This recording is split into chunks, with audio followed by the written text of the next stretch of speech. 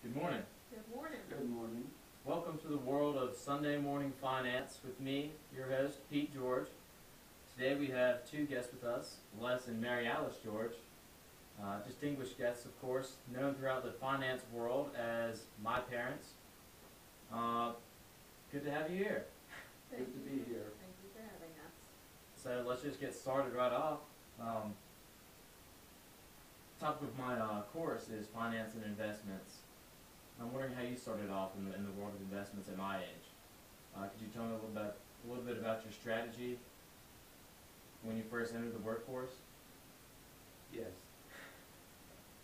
I developed an appreciation for money because I worked as a teenager and earned my own spending money by working through high school.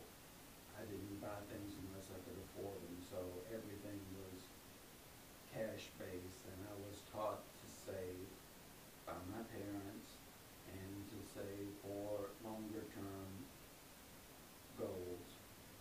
I didn't have a credit card until I got married, and the reality of the family meant that I had to not have liquid assets on hand all the time. I saved for the future while making prudent decisions about lifestyle choices that allowed us as a couple to enjoy benefits and also to plan ahead.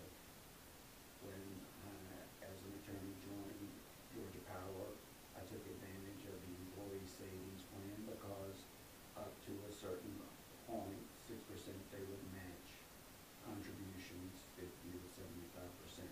So I maxed out on that to make sure I took advantage of what the company was offering, and the employee savings plan was in addition to a pension, which not all companies have anymore. The reason we live in East Cobb is so that our children could go to quality public schools, which meant that we were not paying additional money for private schools as y'all were going through elementary and high school. So that was money that could be put towards college and quality of life. I started working before I was a teacher, and I did, based on advice from my father, put money into a mutual fund that, I started as a teenager. Then when I did have my full-time job as a teacher, I taught in DeKalb County, and they had an investment program. Also what they did, and this would have been in the late 70s or early 80s, they opted out of the Social Security system. So instead of putting money towards Social Security, money was placed into, again, I believe it was a mutual fund that DeKalb County managed. Okay. Now you mentioned buying a few shares of Coca-Cola here and there, and I know as well that you have a few shares in Ford Motor Company. What was your reasoning in buying these stocks? I know Coca-Cola has split multiple times. Was your decision to buy Coke and Ford based on likeliness of growth and value and receiving dividends, or was it based on more company loyalty coming from the South, having family that worked at these companies? No, the Coca-Cola had a steady growth pattern and had a record of splitting, so that if you gave it time, it could establish itself from a revenue stream and multiplying stock. The Ford stock, Ford goes through historic cycles of boom and bust, and having grown up the son of a Ford executive, there's a sentimental attachment, but also when the stock is down, you know that it was rated in the book by Jim Collins, built to last, as one of the companies built to last. So you buy stock, support the company when it's low, and it in turn rewards you down the line if you take a longer view. In like the 70s or 80s, how was your your willingness to take a risk in the stock world and maybe choosing mutual funds or not.